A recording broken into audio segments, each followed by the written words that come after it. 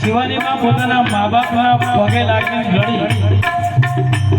એ રડ્યા નહીં આપણે બધા રડ્યા હવે આપણે અને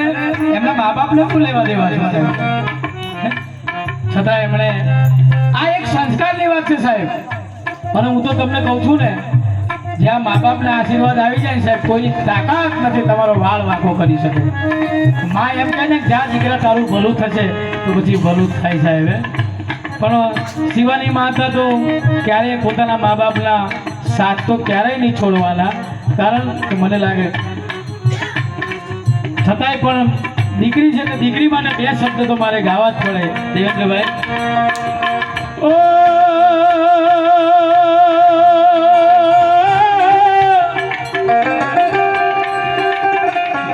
જે કવિએ લખ્યું છે મને કવિનું નામ આજે યાદ નથી પણ જે કવિએ લખ્યું છે કમ્પ્લેટ લખ્યું છે કે બારે શિવાની માતાનો જન્મ થયો હશે ત્યારે એમના મમ્મી પપ્પા કહેતા હોય દીકરી મારી લડક ભાઈ લક્ષ્મીનો અવતાર